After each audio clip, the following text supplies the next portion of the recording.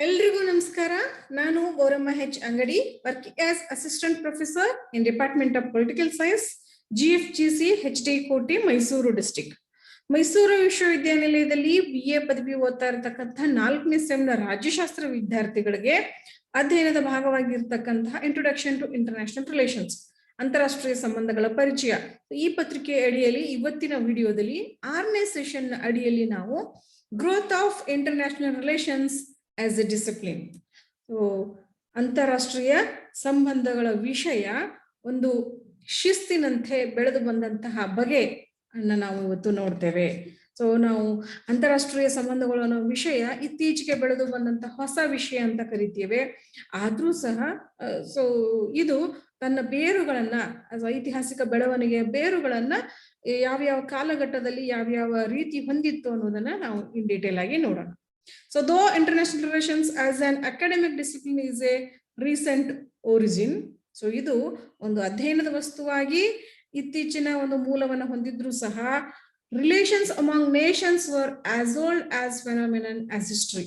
ಇದು ರಾಷ್ಟ್ರಗಳ ನಡುವಿನ ಸಂಬಂಧ ಅನ್ನೋ ಪರಿಕಲ್ಪನೆ ಇದೆಯಲ್ಲ, ಅದು ಇತಿಹಾಸದಷ್ಟೇ ಪುರಾತನವಾದಂತಹ ಪರಿಕಲ್ಪನೆ. there were interstate tribal and interstate and intercity and inter-kingdom relations even in the ancient age civilizations like the Egyptian, Sumerian, Assyrian, Indian, Chinese, Greeks and Rome. ಏನು ನಾವು ಪ್ರಾಚೀನ ಕಾಲದ ನಾಗರಿಕತೆಗಳು ಅಂತ ಕರಿತೀವಿ. ಆ ನಾಗರಿಕತೆಗಳ ಸಂದರ್ಭದಲ್ಲಿ ಈಜಿಪ್ಟ್ ನಾಗರಿಕತೆ, ಸುಮೇರಿಯನ್ ನಾಗರಿಕತೆ, ಅಸ್ಸಿರಿಯನ್ ಮತ್ತು ಭಾರತೀಯ, ಚೈನೀಸ್, ಗ್ರೀಕ್, ರೋಮ್ ಎಲ್ಲ ನಾಗರಿಕತೆಗಳ ಸಂದರ್ಭದಲ್ಲಿ ಅಲ್ಲಿ ಎಂಟರ್ ಟ್ರೈಬ್ ಜನಾಂಗಗಳ ಮಧ್ಯೆ ಮತ್ತು ನಗರಗಳ ಮಧ್ಯೆ ಮತ್ತು ರಾಜ್ಯಗಳ ಮಧ್ಯೆ, ಸಾಮ್ರಾಜ್ಯಗಳ ಮಧ್ಯೆ ಅನೇಕ ಸಂಬಂಧಗಳು ಏರ್ಪಡ್ತಾ ಇದ್ವು. ಇವೆಲ್ಲ ಸಂಬಂಧಗಳನ್ನು ಕೂಡ ಈಗಿನ ಅಂತಾರಾಷ್ಟ್ರೀಯ ಸಂಬಂಧಗಳ ಮಾದರಿಯಲ್ಲಿ ನಾವು ನೋಡಬಹುದು. ಯಾಕೆಂದ್ರೆ ಅವಾಗ ರಾಜ್ಯಗಳ ಒಂದು ವ್ಯಾಪ್ತಿ ತುಂಬಾ ಸೀಮಿತವಾಗಿತ್ತು. ಹೀಗಾಗಿ ಆ ಸಣ್ಣ ಪುಟ್ಟ ರಾಜ್ಯಗಳ ನಡುವಿನ ಸಂಬಂಧಗಳನ್ನು ಕೂಡ ನಾವು ಇವತ್ತಿನ ಅಂತಾರಾಷ್ಟ್ರೀಯ ಸಂಬಂಧಗಳ ಮಾದರಿಗೆ ಮೂಲ ಬೇರು ಅಂತ ಹೇಳಿ ಪರಿಗಣಿಸ್ತೇವೆ. ಇದನ್ನ ವ್ಯವಸ್ಥಿತವಾಗಿ ನಾವು ಕೆಲವು ಉದಾಹರಣೆಗಳನ್ನ, ಆಧಾರಗಳನ್ನು ಕೊಡುವುದರ ಮೂಲಕ ಅಂತಾರಾಷ್ಟ್ರೀಯ ಸಂಬಂಧಗಳ ಒಂದು ವಿಷಯದ ಬೆಳವಣಿಗೆಯನ್ನು ನೋಡೋದಾದ್ರೆ, ಥುಸಿಡೈಡ್ಸ್ ಈ ಒಂದು ಇದರಲ್ಲಿ ಪುಸ್ತಕದಲ್ಲಿ history of the Philippines war ಅಂತ ಕರಿತೀವಿ ನಾವು. ಈ ಪುಸ್ತಕದಲ್ಲಿ ಫಿಲಿಪೈನ್ ವಾರಗಳ ಒಂದು ಘಟನೆಗಳನ್ನ ವಿವರಿಸಲಾಗಿದೆ. ಮುಖ್ಯವಾಗಿ ಇಲ್ಲಿ ಅಥೆನ್ ಮತ್ತು ಸ್ಪಾರ್ಟಾ, ಗ್ರೀಕ್ನ ಅಥೆನ್ಸ್ ಮತ್ತು ಸ್ಪಾರ್ಟಾ, ಈ ಎರಡು ನಗರ ರಾಜ್ಯಗಳ ನಡುವೆ ಅಧಿಕಾರದ ಹೆಚ್ಚಳಕ್ಕಾಗಿ ಮತ್ತು ಭದ್ರತೆಯ ದೃಷ್ಟಿಯಿಂದ ಯಾವ ರೀತಿ ಕದನಗಳು ಸಂಭವಿಸ್ತಾ ಇದ್ವು, ಯುದ್ಧಗಳು ಸಂಭವಿಸ್ತಾ ಇದ್ವು ಅನ್ನುವ ಒಂದು ಲಿಖಿತ ದಾಖಲೆ ಈ ಪುಸ್ತಕದಲ್ಲಿ ಇದೆ. ದೆನ್ ಮೆಕೆವಲಿ ದ ಪ್ರಿನ್ಸ್ ಅನ್ನುವ ಕೃತಿಯನ್ನ ಬರೆದಿದ್ದಾರೆ. ತುಂಬಾ ಪ್ರಸಿದ್ಧ ಕೃತಿ ಇದು. ನಾವು ಬಹಳಷ್ಟು ವಿಷಯಗಳಿಗೆ ಮೆಕೆವಲಿಯ ದ ಪ್ರಿನ್ಸ್ ಕೃತಿಯನ್ನ ರಾಜ್ಯಶಾಸ್ತ್ರ ಮತ್ತು ಅಂತಾರಾಷ್ಟ್ರೀಯ ಸಂಬಂಧಗಳ ವಿಷಯದ ಕುರಿತು ಆಧಾರವಾಗಿ ಇಟ್ಕೊಳ್ತೇವೆ. ಇಲ್ಲಿ ಈ ಪ್ರಿನ್ಸ್ ಅನ್ನುವ ಕೃತಿಯಲ್ಲಿ ಮೆಕೆವಲಿ ಹೇಳ್ತಾರೆ, ರಾಜನಾದವನು ಸಿಂಹ ಮತ್ತು ನರಿಯ ಬುದ್ಧಿಯನ್ನ ಹೊಂದಿರಬೇಕು, ಸಿಂಹದ ರೀತಿ ಶಕ್ತಿಶಾಲಿಯಾಗಿರಬೇಕು, ಹಾಗೆ ನರಿಯ ರೀತಿ ಚಾಣಾಕ್ಷತೆಯನ್ನ ಹೊಂದಿರಬೇಕು. ಶಕ್ತಿಯ ಮೂಲಕ ಮತ್ತು ಚಾಣಾಕ್ಷತೆಯ ಮೂಲಕ, ಅಂದ್ರೆ both the physical power and mental power, ಮಾನಸಿಕ ಶಕ್ತಿ ಮತ್ತು ದೈಹಿಕ ಶಕ್ತಿ ಎರಡೂ ಹೆಚ್ಚಿಸಿಕೊಂಡು ಎಷ್ಟು ಸಾಧ್ಯನೋ ಅಷ್ಟು ಬೇರೆ ರಾಷ್ಟ್ರಗಳ ಮೇಲೆ ಪ್ರಭಾವವನ್ನು ಬೀರೋಕೆ ಮತ್ತು ಬೇರೆ ರಾಷ್ಟ್ರಗಳ ಮೇಲೆ ತನ್ನ ಅಧಿಕಾರವನ್ನ ಚಲಾಯಿಸೋದಕ್ಕೆ ಪ್ರಯತ್ನ ಮಾಡ್ತಿರ್ಬೇಕು ಅನ್ನೋದನ್ನ ಇಲ್ಲಿ ಹೇಳ್ತಾರೆ. ಆ ಮೂಲಕ ಅಂತಾರಾಷ್ಟ್ರೀಯ ಸಂಬಂಧಗಳ ಪರಿಕಲ್ಪನೆಗೆ ನಾವು ಇಲ್ಲಿ ಬೇರನ್ನ ಕಾಣ್ತೇವೆ. ದೆನ್ ಥಾಮಸ್ ಹಾಬ್ಸ್, ಇವರು ತಮ್ಮ ಲೇವಿಯಾಥನ್ ಅನ್ನೋ ಒಂದು ಕೃತಿಯಲ್ಲಿ, ಲೇವಿಯಾಥನ್ ಅನ್ನೋ ಒಂದು ಕೃತಿಯಲ್ಲಿ ಏನ್ ಹೇಳ್ತಾರೆ ಅಂದ್ರೆ, ಲೇವಿಯಾಥನ್ ಅನ್ನೋದು ತುಂಬಾ ಬೃಹತ್ ಶಕ್ತಿ, ಬೃಹತ್ ಅಧಿಕಾರದ ಮೂಲ. ಜನರು ಅನಾಗರಿಕ ಜನರು ಅಂತ ಏನ್ ಕರೀತಾರೆ, ಇವರು ಸಾಮಾಜಿಕ ನೈಸರ್ಗಿಕ ಸ್ಥಿತಿಯಲ್ಲಿದ್ದಂತಹ ಅನಾಗರಿಕ ನಾಗರಿಕರು ಸಾಮಾಜಿಕ ಒಪ್ಪಂದದ ಮೂಲಕ ಲೇವಿಯಾಥನ್ ಅನ್ನೋ ಒಂದು ಬೃಹತ್ ಅಧಿಕಾರವನ್ನ ಸೃಷ್ಟಿಸ್ತಾರೆ. ಇದು ನಿಯಂತ್ರಿತ ಅಧಿಕಾರವನ್ನ ಈ ಲೇವಿಯಾಥನ್ ಅನ್ನೋದು ಹೊಂದಿರುತ್ತೆ. ಇದು ತನ್ನ ಎಲ್ಲಾ ರಾಜಕೀಯ ಕಾರ್ಯನಿರ್ವಹಣೆಗಳನ್ನ ನಡೆಸಿಕೊಂಡು ಹೋಗುತ್ತೆ ಅಂತ ಥಾಮಸ್ ಹಾಬ್ಸ್ ಅವರು ಹೇಳ್ತಾರೆ. Then E.H. ಕಾರ್ ಅವರು ತಮ್ಮ 20 years ಕ್ರೈಸಿಸ್ ಅನ್ನುವ ಒಂದು ಪುಸ್ತಕದಲ್ಲಿ ಏನು 1919ರಿಂದ 39ರವರೆಗೂ 20 ವರ್ಷಗಳ ಅವಧಿಯಲ್ಲಿ, ಅಂದ್ರೆ ಮೊದಲನೇ ಜಾಗತಿಕ ಯುದ್ಧ ಮುಕ್ತಾಯವಾದ ನಂತರ ಎರಡನೇ ಜಾಗತಿಕ ಯುದ್ಧ ಶುರುವಾಗುವ ತನಕ, ಸೊ ಈ 20 ವರ್ಷಗಳ ಅವಧಿಯಲ್ಲಿ ಜಗತ್ತಿನ ರಾಷ್ಟ್ರಗಳ ನಡುವೆ ಅಧಿಕಾರಕ್ಕಾಗಿ ಯಾವ ರೀತಿಯ ಒಂದು ಪೈಪೋಟಿ ಆಯಿತು. ಮೊದಲನೇ ಮಹಾಯುದ್ಧದ ನಂತರ 2 ಗುಂಪುಗಳು ಸೃಷ್ಟಿಯಾಗಿದ್ವು ಇಡೀ ಜಗತ್ತಿನಲ್ಲಿ. ಒಂದು ಗುಂಪು ಮೊದಲನೇ ಮಹಾಯುದ್ಧದಲ್ಲಿ ಜಯಿಸಿದಂತಹ ರಾಷ್ಟ್ರಗಳ ಗುಂಪಾಗಿತ್ತು. ಸೊ ಆ ಗೆದ್ದಂತಹ ಒಂದು ವಿಜಯವನ್ನ ಆಚರಣೆ ಮಾಡ್ಕೊಂಡು ಮುಂದುವರ್ಸ್ಕೋಬೇಕು, ಜೊತೆಗೆ ಗೆಲುವಿನಿಂದ ಬಂದಂತಹ ಅಧಿಕಾರವನ್ನ ಅದೇ ರೀತಿ ಮುಂದುವರ್ಸ್ಕೊಂಡು ಹೋಗ್ಬೇಕು ಅನ್ನೋ ಆಸೆಯನ್ನ ಒಂದು ಗುಂಪು ಹೊಂದಿದ್ರೆ, ಇನ್ನೊಂದು ಗುಂಪಿನಲ್ಲಿ ಏನಿರುತ್ತೆ ಅಂದ್ರೆ ಸೋತಂತ ರಾಷ್ಟ್ರಗಳ ಗುಂಪಿನ ಮನಸ್ಸಿನಲ್ಲಿ ಏನಿರುತ್ತೆ ಅಂದ್ರೆ, ಸೊ ಈ ಸೋಲಿನ ಅವಮಾನವನ್ನ ತೀರಿಸ್ಕೊಳ್ಬೇಕು, ನಮಗೆ ಮೊದಲನೇ ಯುದ್ಧದಲ್ಲಿ ಆದಂತ ನಷ್ಟವನ್ನ ತುಂಬಿಕೊಳ್ಬೇಕು ಅನ್ನೋ ಹೋರಾಟ ಇನ್ನೊಂದು ಕಡೆಗಿರುತ್ತೆ. ಸೊ ಇವೆರಡರ ನಡುವಿನ ಪೈಪೋಟಿನೇ ಎರಡನೇ ಮಹಾಯುದ್ಧಕ್ಕೆ ಕಾರಣ ಆಗತ್ತೆ ಅಂತ ಹೇಳಿ 20 years ಕ್ರೈಸಿಸ್ ಅನ್ನೋ ಒಂದು ಪುಸ್ತಕದಲ್ಲಿ ಸವಿವರವಾಗಿ ವಿಶ್ಲೇಷಣೆ ಮಾಡ್ತಾರೆ. ಯಾವ ರೀತಿ ಅಂತಾರಾಷ್ಟ್ರೀಯ ಸಂಬಂಧಗಳಲ್ಲಿ ಐಡಿಯಲಿಸಂ, ಆದರ್ಶವಾದ ರಿಯಲಿಸಂ ಆಗಿ ವಾಸ್ತವವಾದವಾಗಿ ಪರಿವರ್ತನೆ ಆಗತ್ತೆ ಅನ್ನೋದನ್ನ EH ಕಾರ್ ಅವರು ಪ್ರಬಲವಾಗಿ ಪ್ರತಿಪಾದನೆ ಮಾಡ್ತಾರೆ. ಹಾಗೆ ನಮ್ಮ ಭಾರತೀಯ ರಾಜನೀತಿ ತಜ್ಞರಾದಂತ ಕೌಟಿಲ್ಯ ಅಥವಾ ಚಾಣಕ್ಯ, ಸೊ ಇವರು ಮಂಡಲ ಸಿದ್ಧಾಂತವನ್ನ ಪ್ರತಿಪಾದನೆ ಮಾಡೋದ್ರ ಮೂಲಕ ಮಂಡಲ ಸಿದ್ಧಾಂತದಲ್ಲಿ ಪ್ರತಿಯೊಂದು ರಾಜ್ಯ, ಸೊ ಏನು ವಿಜುಗಿಶೂರ್ನ ಸ್ಥಾನವನ್ನ ಪಡೆದಂತ ಪ್ರತಿಯೊಂದು ರಾಜ್ಯ ತನ್ನ ನೆರೆಹೊರೆಯ ರಾಜ್ಯಗಳ ಜೊತೆಗೆ ಯಾವ ರೀತಿಯ ಸಂಬಂಧವನ್ನ ಹೊಂದಿರಬೇಕು, ಯಾರನ್ನ ಸ್ನೇಹಿತ ಅಂತ ಪರಿಗಣಿಸ್ಬೇಕು, ಯಾರನ್ನ ವೈರಿ ಅಂತ ಪರಿಗಣಿಸ್ಬೇಕು, ಅಡ್ವಾನ್ಸ್ ಆಗಿ ಸೊ ಇವರನ್ನ ಯಾವ ರೀತಿ ಪ್ಲಾನ್ ಮಾಡ್ಕೊಂಡು ಅವರ ಜೊತೆಗೆ ಯಾವ ತರಹದ ಸಂಬಂಧಗಳನ್ನ ಹೊಂದಿರಬೇಕು ಅನ್ನೋದನ್ನ ತುಂಬಾ ಮಾರ್ಮಿಕವಾಗಿ, ತಾರ್ಕಿಕವಾಗಿ ವಿಶ್ಲೇಷಣೆಯನ್ನ ಮಾಡ್ತಾರೆ. ಸೊ ಈ ರೀತಿ ಈ ಐತಿಹಾಸಿಕವಾಗಿ ಈ ಎಲ್ಲಾ ಪುಸ್ತಕಗಳಲ್ಲಿ ನಾವು ಅಂತಾರಾಷ್ಟ್ರೀಯ ಸಂಬಂಧಗಳ ವಿಷಯಗಳ ಮೂಲ ಬೇರುಗಳನ್ನ ಕಾಣ್ತೇವೆ. ಸೊ ಇದರ ನಂತರ ಏನು ಆಧುನಿಕ ಯುಗ ಅಂತ ಕರಿತೀವಿ, at the end of the first world war, so ಮೊದಲನೇ ಜಾಗತಿಕ ಮಹಾಯುದ್ಧದ ನಂತರ international relations var taught by diplomatic historians who were more interested in the history than in politics. So ಮೊದಲನೇ ಜಾಗತಿಕ ಮಹಾಯುದ್ಧದ ನಂತರ ಅಂತಾರಾಷ್ಟ್ರೀಯ ಸಂಬಂಧಗಳನ್ನ ಇತಿಹಾಸದ ಭಾಗವಾಗಿ ಓದ್ತೇವೆ ನಾವು. ಆದ್ರೆ ಇಲ್ಲಿ ಇತಿಹಾಸಕಾರರು ಸೊ ಈ ಅಂತಾರಾಷ್ಟ್ರೀಯ ಸಂಬಂಧಗಳ ಘಟನೆಗಳನ್ನ ಐತಿಹಾಸಿಕ ಘಟನೆಗಳ ತರಹ ವಿಶ್ಲೇಷಣೆ ಮಾಡಿದ್ರೆ ಹೊರತಾಗಿ ಫ್ಯೂಚರ್ ನಲ್ಲಿ ಅಂದ್ರೆ ಭವಿಷ್ಯತ್ತಿನಲ್ಲಿ ರಾಷ್ಟ್ರಗಳ ಸಂಬಂಧ ಹೇಗಿರಬಹುದು, ಸೊ ಯಾವ ರೀತಿ ಇದ್ರೆ ಚೆನ್ನಾಗಿರುತ್ತೆ, ಈ ಯಾವ ವಿಷಯಗಳನ್ನ ಅವರು ವಿಶ್ಲೇಷಣೆ ಮಾಡಲಿಲ್ಲ. So international relations is integrally related to the First World War. So before this tragic event, in the words of Zimmerman, so Zimmerman ಅವರು ಹೇಳ್ತಾರೆ, there was no teaching of the subject as such and microscopic conscious study. ಅಂತಾರಾಷ್ಟ್ರೀಯ ಸಂಬಂಧಗಳು ಅನ್ನೋ ವಿಷಯದ ಅಧ್ಯಯನನೇ ಅಲ್ಲಿ ಇರ್ಲಿಲ್ಲ ಈ ಜಾಗತಿಕ ಮಹಾಯುದ್ಧಕ್ಕಿಂತ ಮೊದಲು ಅಂತ ಜಿಮ್ಮರ್ಮನ್ ಅವರು ಹೇಳ್ತಾರೆ. ಸೊ ಇಲ್ಲಿ ಈ ಯುದ್ಧದ ನಂತರ it's study was initiated by the North Americans and West Europeans, ಉತ್ತರ ಅಮೆರಿಕನ್ರು ಮತ್ತು ವೆಸ್ಟ್ ಯುರೋಪಿಯನ್ಸ್ ಗಳಿಂದ ಈ ಅಧ್ಯಯನ ಪ್ರಾರಂಭವಾಗುತ್ತೆ. ಸೊ 1914 ಅದಕ್ಕಿಂತ ಮುಂಚೆ universities in the United States, ಅಮೆರಿಕದಲ್ಲಿ ಇರ್ತಕ್ಕಂತಹ ಏನು ಕೆಲವು ವಿಶ್ವವಿದ್ಯಾನಿಲಯಗಳು ಲೆಕ್ಚರ್ ಗಳನ್ನ ಆರ್ಗನೈಸ್ ಮಾಡಿ, they were organise lecture courses on the regional history of the for East and Latin America, diplomatic history and United States foreign policy. ಅಮೆರಿಕದ ಕೆಲವು ವಿಶ್ವವಿದ್ಯಾನಿಲಯಗಳು ಲೆಕ್ಚರ್ ಸೀರೀಸ್ ಅನ್ನ ಕೋರ್ಸ್ ಗಳನ್ನ ಇಂಟ್ರೊಡ್ಯೂಸ್ ಮಾಡಿ ಅದರಲ್ಲಿ ಈ ಲ್ಯಾಟಿನ್ ಅಮೆರಿಕಾ ಮತ್ತು ಫಾರ್ ಈಸ್ಟ್ ಕಂಟ್ರಿಗಳ ನಡುವಿನ ಸಂಬಂಧ ಮತ್ತು ರಾಜತಾಂತ್ರಿಕ ಇತಿಹಾಸದ ಬಗ್ಗೆ ಮತ್ತು ಅಮೆರಿಕದ ವಿದೇಶಾಂಗ ನೀತಿಯ ಬಗ್ಗೆ ಕೆಲವು ಉಪನ್ಯಾಸಗಳ ಮಾಲಿಕೆಗಳನ್ನ ಏರ್ಪಡಿಸ್ತವೆ. Then the departments of economics, ಅರ್ಥಶಾಸ್ತ್ರದ ಒಂದು ಇಲಾಖೆಗಳು, ಇದು ಏನು ಡಿಪಾರ್ಟ್ಮೆಂಟ್ಗಳು incidentally taught topics like foreign trade, international exchange and foreign investment.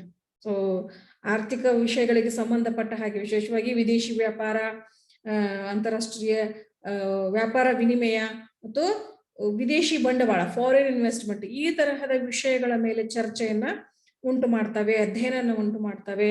But there was no regular and systematic course of international relations before the First World War.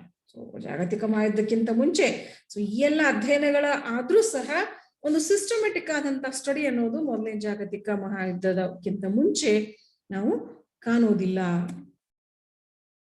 Then the first chair of international politics was founded in historians like Alfred Zimmermann. So ಮೊಟ್ಟ ಮೊದಲಿಗೆ ಇದನ್ನ ಬುನಾದಿಯನ್ನು ಹಾಕಿದಂತಹ ರಾಜತಜ್ಞರು, ಅಧ್ಯಯನ ತಜ್ಞರು ಯಾರು ಅಂದ್ರೆ Alfred Zimmerman, CK Webster, EH Carr ಮುಂತಾದವ್ರನ್ನ ನಾವು ಆರಂಭಿಕ ಪ್ರವರ್ತಕರು ಅಂತ ಕರಿತೀವಿ, ಅಂತಾರಾಷ್ಟ್ರೀಯ ಸಂಬಂಧಗಳ ಆರಂಭಿಕ ಪ್ರವರ್ತಕರು ಅಂತ ಹೇಳಿ. With the seed of international relations as an autonomous academic discipline was soan.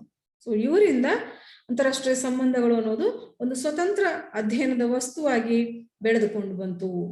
So in 1920s, the USA's rise as a global power encouraged the teaching of international relations as an independent subject there.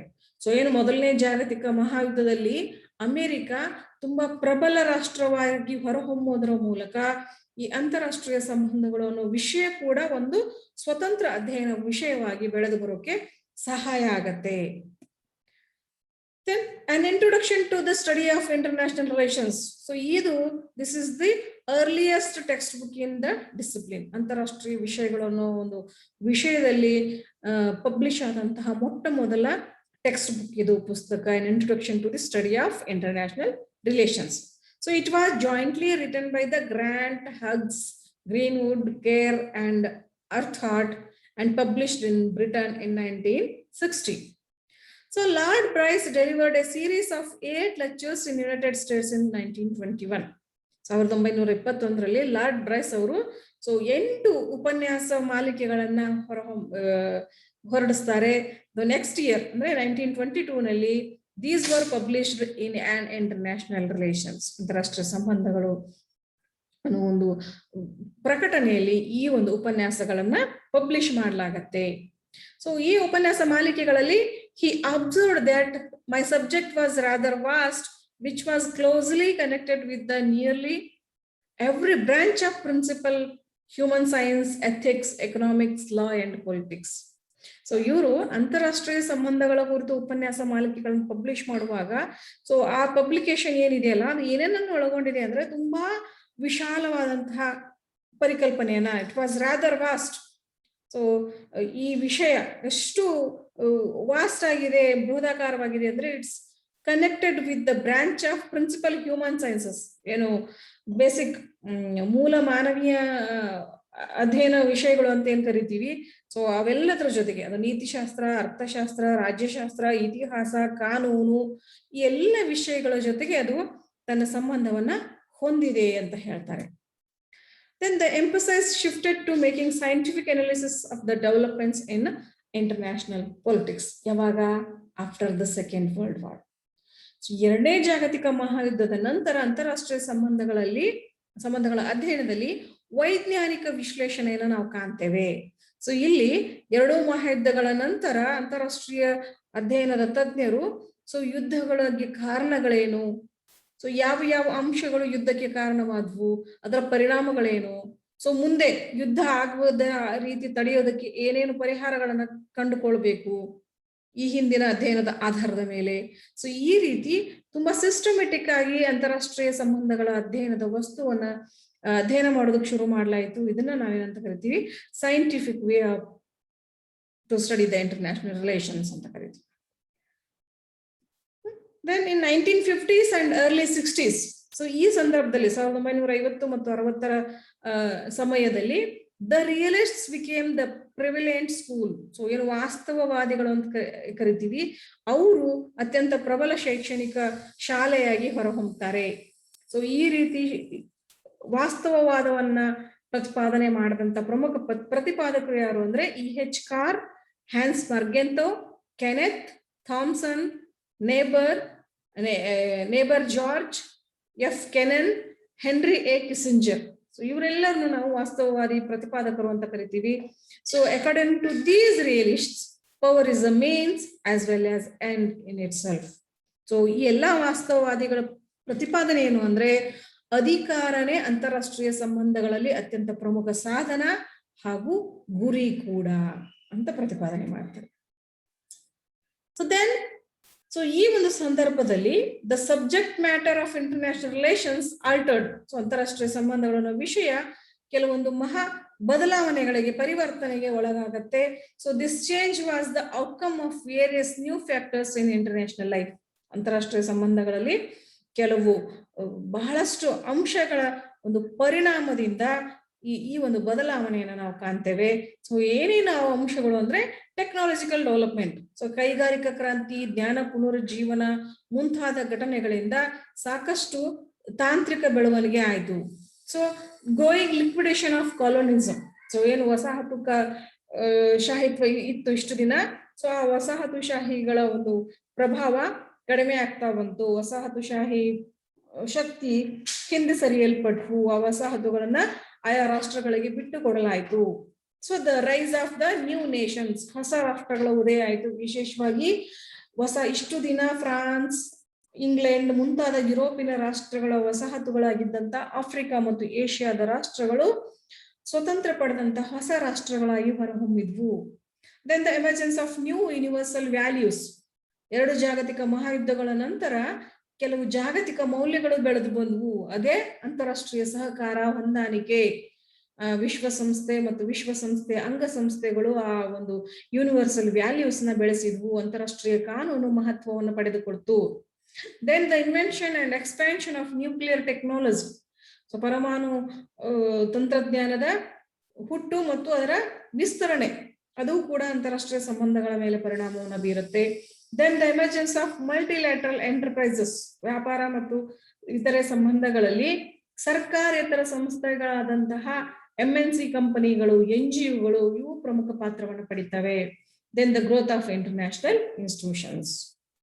ಜಾಗತಿಕ ಸಂಸ್ಥೆಗಳು, ಅದು IMF ಇರ್ಬೋದು, ವಿಶ್ವ bank ಇರ್ಬೋದು, UN ಇರ್ಬೋದು, ಈ ರೀತಿಯ ಜಾಗತಿಕ ಸಂಸ್ಥೆಗಳು ಅಂತಾರಾಷ್ಟ್ರೀಯ ಸಂಬಂಧಗಳಲ್ಲಿ ಒಂದು ಹೊಸ ಅಧ್ಯಯನವನ್ನ ಉಂಟು ಮಾಡ್ತವೆ, ಹೊಸ ಕಾನ್ಸೆಪ್ಟ್ ಅನ್ನ ಉಂಟು ಮಾಡ್ತವೆ.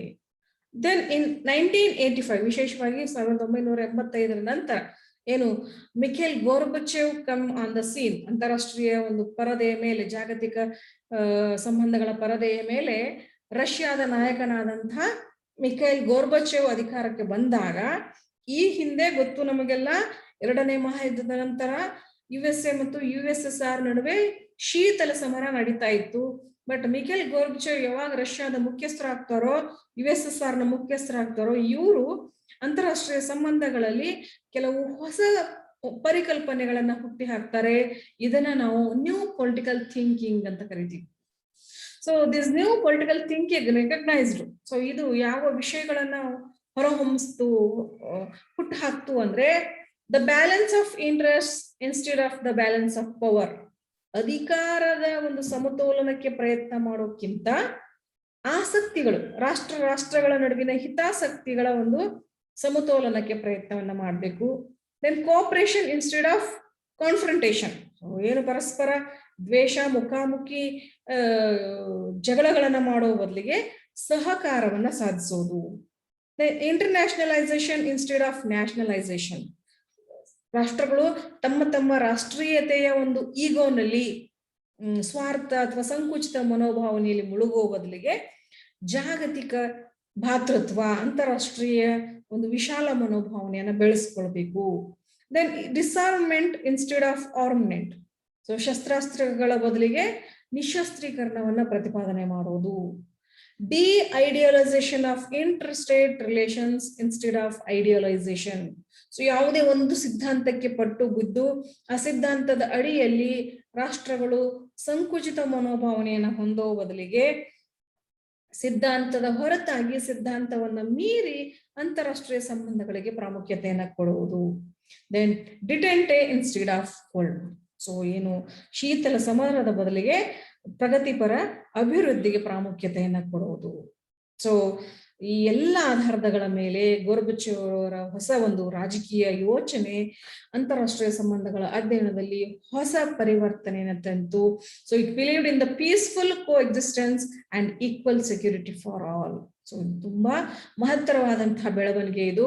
ಸೊ ಇದು ಎಲ್ಲರೂ ಕೂಡ ಜಾಗತಿಕ ಒಂದು ಭದ್ರತೆಯನ್ನ ಕಾಪಾಡಿಕೊಂಡು ಎಲ್ಲರೂ ಸಮನಾಗಿ ಎಲ್ಲರೂ ಶಾಂತಿಯುತವಾಗಿ ಸಹಕಾರದ ಜೀವನ ನಡೆಸಬೇಕು ಅನ್ನೋ ಒಂದು ಸಂದೇಶವನ್ನ ಕೊಟ್ಟು, ಸೊ ಇದರ ಆಧಾರದ ಮೇಲೆನೆ ನೆಕ್ಸ್ಟ್ ಏನು ಇನ್ ದ ಅರ್ಲಿ 90s ಅಂತ ಏನ್ ಕರಿತೀವಿ, ಸೊ ಆವಾಗ ಸೋವಿಯತ್ ಯೂನಿಯನ್ ಏನಿತ್ತು, USSR ಏನಿತ್ತು, ಅದರ ವಿಘಟನೆ ಆಗತ್ತೆ. ಸೊ ಅಲ್ಲಿ ರಷ್ಯಾ, ಯುಗೋಸ್ಲೋವಿಯಾ ಮುಂತಾದ ರಾಷ್ಟ್ರಗಳು ಹೊರಗೆ ಬರ್ತವೆ, ಕಮ್ಯುನಿಸ್ಟ್ ಒಂದು ತತ್ವದಿಂದ ಹೊರಗಡೆ ಬರ್ತವೆ. They became independent States. USSR ಸಂಘಟನೆಯಿಂದ ಹೊರಗೆ ಬಂದು ಸ್ವತಂತ್ರ ರಾಷ್ಟ್ರಗಳಾಗಿ ಅಸ್ತಿತ್ವವನ್ನು ಪಡ್ಕೊಳ್ತವೆ. ಸೊ ಇದು ಒಂದು. ಇನ್ನೊಂದು ಕಡೆಗೆ ಆನ್ ದಿ ಅದರ್ ಹ್ಯಾಂಡ್ ಈ West European countries became more integrated into European state. So ಏನು ಮೊದಲ ಮತ್ತು ಎರಡನೇ ಜಾಗತಿಕ ಮಹಾಯುದ್ಧಗಳಲ್ಲಿ ಕೆಲವು ಡಿಫರೆನ್ಸ್ ಆಫ್ ಒಪಿನಿಯನ್ ಹೊಂದಿರತಕ್ಕಂತಹ ಯುರೋಪಿನ ರಾಷ್ಟ್ರಗಳು, ಜರ್ಮನ್, ಫ್ರಾನ್ಸ್, ಇಟಲಿ, ಇವೆಲ್ಲ ತಮ್ಮ ಪ್ರಾದೇಶಿಕತೆಯ ಆಧಾರದ ಮೇಲೆ ಒಗ್ಗಟ್ಟಾಗಿ ಯುರೋಪಿಯನ್ ಕಮ್ಯುನಿಟಿ, ಯುರೋಪಿಯನ್ ಸಮುದಾಯ, ನಾವೆಲ್ಲ ಒಂದೇ ಅನ್ನೋ ಒಂದು ಭಾವನೆಯನ್ನ ಗಟ್ಟಿ ಮಾಡಿಕೊಂಡ್ವು. ಇವೆರಡೂ ಕೂಡ ಅಂತಾರಾಷ್ಟ್ರೀಯ ಬೆಳವಣಿಗೆಗಳ ಅಧ್ಯಯನದಲ್ಲಿ ಅತ್ಯಂತ ಮಹತ್ತರವಾದಂತಹ ಕಾಲಘಟ್ಟ ಅಂತ ಹೇಳ್ತೇವೆ ನಾವು. ಸೊ ಈ ರೀತಿ ಇದರ ಒಂದು ಒರಿಜಿನ್, ಮೂಲ ಮತ್ತು ಬೆಳವಣಿಗೆಯನ್ನ ನೋಡಿದಾಗ ಅಂತಾರಾಷ್ಟ್ರೀಯ ಸಂಬಂಧಗಳು ಅನ್ನುವ ವಿಷಯ ಏನು 21ನೇ ಶತಮಾನಕ್ಕೆ ಬರೋಕ್ಕಿಂತ ಮುಂಚೆ ತುಂಬಾ ವಿಷಯಗಳನ್ನ, ಒಂದು ಅಧ್ಯಯನದ ಸ್ಟೇಜ್ಗಳನ್ನ ದಾಟಿ ಬಂದಿದೆ. So its own perspective and approach mark every phase. So ಪ್ರತಿಯೊಂದು ಹಂತದಲ್ಲೂ ಕೂಡ ತನ್ನದೇ ಆದಂತಹ ಒಂದು ಅಧ್ಯಯನ ವಿಧಾನವನ್ನ ಹೊಂದಿತು ಮತ್ತು ಒಂದು ಅಧ್ಯಯನದ ವಿಷಯ ವಸ್ತುವನ್ನ ಹೊಂದಿತು. So with the change of international relations there was a corresponding change in the study and emphasis. So ಯಾವಾಗ ಅಂತಾರಾಷ್ಟ್ರೀಯ ಸಂಬಂಧಗಳಲ್ಲಿ ಬದಲಾವಣೆ ಕಂಡು ಬರುತ್ತೋ ಆ ಸಂದರ್ಭದಲ್ಲಿ ಅಂತಾರಾಷ್ಟ್ರೀಯ ಸಂಬಂಧಗಳ ಅಧ್ಯಯನದ ಶೈಲಿಯಲ್ಲೂ ಕೂಡ, ಅಧ್ಯಯನ ವಿಧಾನದಲ್ಲೂ ಕೂಡ ಬದಲಾವಣೆಗಳು ಕಂಡು ಬರುತ್ತೆ. ಸೊ ಹೀಗಾಗಿ ಬಹಳಷ್ಟು ಏರಿಳಿತಗಳ ಮೂಲಕ, ಅತ್ಯಂತ ವೈವಿಧ್ಯಮಯ ಅಧ್ಯಯನ ವಿಧಾನಗಳ ಮೂಲಕ ಬೆಳೆದು ಬಂದಂತಹ ಅಂತಾರಾಷ್ಟ್ರೀಯ ಸಂಬಂಧಗಳ ವಿಷಯ ಇವತ್ತಿಗೂ ಕೂಡ ಬೆಳೀತಾ ಇರತಕ್ಕಂತಹ ಏನು ಯಂಗ್ ಸಬ್ಜೆಕ್ಟ್ ಅಂತ ಕರಿತೀವಿ ನಾವು ಇದನ್ನ. ಸೊ ಯಾಕಂದ್ರೆ ಇದು ಇವತ್ತಿಗೂ ಕೂಡ, ಯಾಕಂದ್ರೆ ಸಮಕಾಲೀನ ವಿಷಯ ಇದು, ಪ್ರತಿನಿತ್ಯ ಹೊಸ ಹೊಸ ಆಗು ಹೋಗುಗಳು, ಬೆಳವಣಿಗೆಗಳು ಆಗ್ತಾ ಇರ್ತಕ್ಕಂತಹ ವಿಷಯ. ಸೊ ಹೀಗಾಗಿ ಇದು ಕಂಟಿನ್ಯೂಸ್ ಆಗಿ ಬೆಳೀತಾ ಇರ್ತಕ್ಕಂಥ ವಿಷಯ ಆಗಿ, ಜೊತೆಗೆ ಅಂತಾರಾಷ್ಟ್ರೀಯ ಸಂಬಂಧಗಳು ಅನ್ನೋ ವಿಷಯವನ್ನ ಎಷ್ಟೇ ಸ್ವತಂತ್ರ ಅಧ್ಯಯನ ವಸ್ತುವಾಗಿ ನಾವು ಇವತ್ತು ಅಧ್ಯಯನ ಮಾಡ್ತೀವಿ ಅಂದ್ರೂ ಸಹ ಇದನ್ನ ಒಂದೇ ವಿಷಯ ವಸ್ತುವಾಗಿ ಅಧ್ಯಯನ ಮಾಡೋಕ್ ಸಾಧ್ಯ ಇಲ್ಲ. So we must study it with as A part of political science, history, economics, and at the same time as an autonomous academic discipline. So ಇದನ್ನ ಸ್ವತಂತ್ರ ಅಧ್ಯಯನ ವಸ್ತುವಾಗಿ ಅಧ್ಯಯನ ಮಾಡೋದ್ರ ಜೊತೆಗೆ ರಾಜ್ಯಶಾಸ್ತ್ರ, ಇತಿಹಾಸ, ಅರ್ಥಶಾಸ್ತ್ರದ ಭಾಗವಾಗಿಯೂ ಕೂಡ ನಾವು ಅಧ್ಯಯನವನ್ನ ಮಾಡಬೇಕಾಗತ್ತೆ. ಓಕೆ, ಸೊ ಇದು ಈ ಒಂದು ಟಾಪಿಕ್ನ ಕನ್ಕ್ಲೂಷನ್ ಅಂತ ಕರಿತೇವೆ ನಾವು. So thank you. ಸೊ ಈ ವಿಷಯಕ್ಕಾಗಿ ನೀವು ಈ ಎಲ್ಲ ಪುಸ್ತಕಗಳನ್ನ ರೆಫರ್ ಮಾಡಬಹುದು. Thank you so much for your patient listening.